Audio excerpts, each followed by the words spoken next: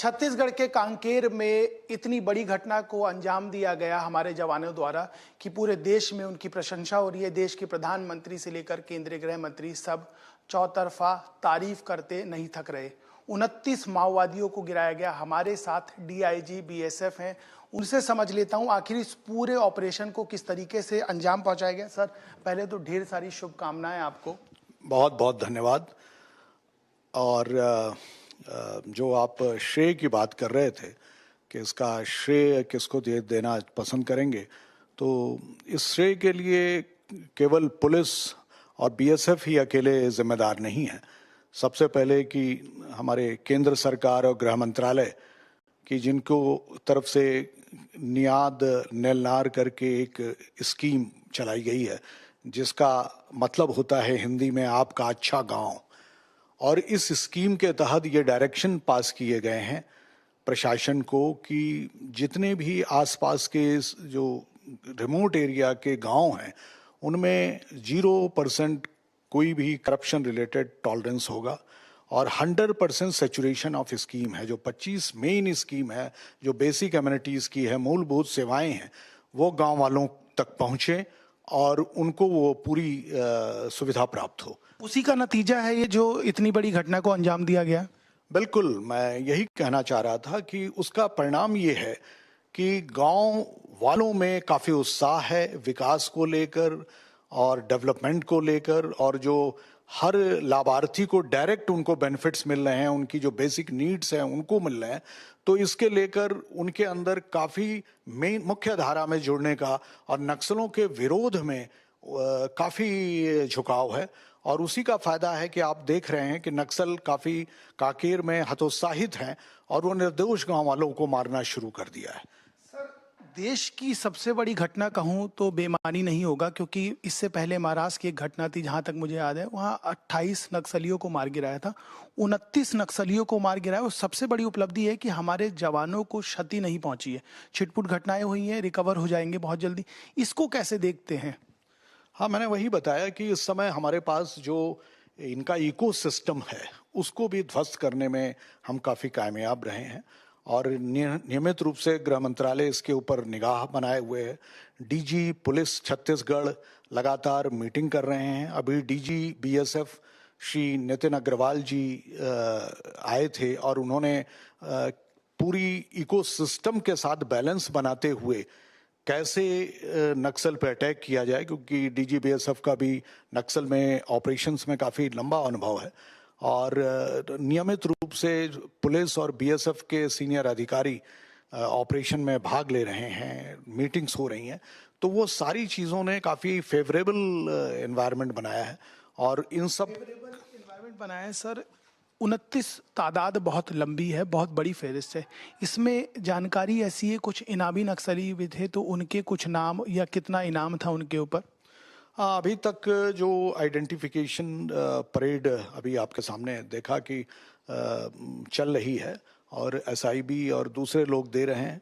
जो नाम अभी तक 2 कंफर्म किए गए हैं, एक शंकर राव जो कि डिविजनल लेवल का वो था, प्रतापपुर एरिया कमेटी में भी एक्टिव था, और नॉर्थ बस्तर डिवीज़न जो कांकेर के इलाके में आता है वहाँ का 25 लाख का इनामी कमांडर नक्सल था। और ये काफ़ी दिनों से प्रतापपुर एरिया कमेटी में जितने भी आपराधिक घटनाएं हैं उनमें ये एक्टिव था। और इसके अलावा ललिता का अभी तक कंफर्मेशन हुआ है और इसके अलावा जुगनी जो कि दर्शन पद्दा की पत्नी है उसके बारे में भी है, और विनोद गावड़े का भी नाम लिया जा रहा है। लेकिन जब तक सारी चीज़ें कंफर्म नहीं हो जाती हैं तभी उन बाकियों का नाम लेना पड़ेगा। सर, एक चीज़ निश्चित रूप से है कि प्रतापपुर एरिया कमेटी जो कांकेर की सबसे एक्टिव एरिया कमेटी थी उसका ऑलमोस्ट पूर्ण रूप से खात्मा हो गया है। ये एक बड़ी उपलब्धि, ये बहुत बड़ी उपलब्धि है और कांकेर के विकास के लिए, यहाँ की जनता के लिए, यहाँ के गरीब किसान के लिए जो तेंदुपत्ता और अपने छोटे मोटे कॉन्ट्रैक्ट और अलग अलग छोटी दुकानें और इन सब में शामिल थे। अब उनसे धन उगाही से उनको मुक्ति मिलेगी और वो अपना निश्चिंत होके मेन स्ट्रीम में रहकर अपना जीवन यापन कर सकेंगे। सर, बरामदगी क्या क्या हुई है तमाम, क्योंकि बहुत सारी चीज़ें उनसे मिलती है, विस्फोटक हो गए, हथियार हो गए, नक्सल सामग्री हो गई, क्या क्या बरामदगी जो जानकारी आई हो? देखिए, ये नक्सल का जो है, आपने देखा कि इससे पहले हमने मतलब बीएसएफ का ऑपरेशन नहीं था, पुलिस का ऑपरेशन था। हमने इनकी आर्मरी वगैरह भी पकड़ी है, जहां इनका ये गन वगैरह का ये मैन्युफैक्चर लोकल स्टेज पे करते थे, पुलिस ने वो भी पकड़ा है।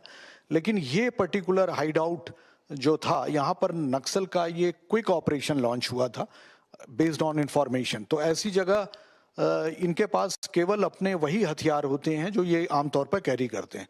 लेकिन चूंकि इसमें कमांडर्स ज़्यादा थे, तो यहाँ पर टोटल अभी तक 21 हथियार, जिसमें AK-47 भी है, SLR भी है, 303 भी है, और तो ये सारे पिस्टल्स भी हैं, तो ये सारे हथियार शामिल हैं, वो बरामद होने की खबर है।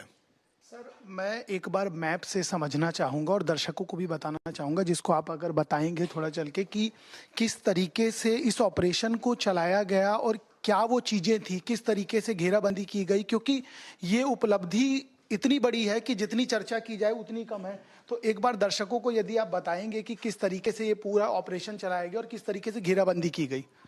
देखिए, जैसा कि आप देख सकते हैं कि ये इलाका जो है जहाँ पे ऑपरेशन हुआ था, ये पूरा पहाड़ियों वाला इलाका है और बड़े ऊंचे ऊंचे पहाड़ हैं, और ये अबुझमाड़ के नाम से जाना जाता है। अनसर्वेड ये पूरा एरिया है, और इसमें ये कोटरी रिवर बह रही है। जी, ये कोटरी रिवर बह रही है, और इस इलाके में ऑपरेशन करना बहुत कठिन होता है, और पुलिस की और हमारी तरफ से जो बहुत सी स्ट्रेटजी में चेंज किए गए। हमने इस इलाके में बहुत डीप रैकी की, प्लानिंग की, उसके रिहर्सल्स किए काफ़ी दिनों से इस इलाके की।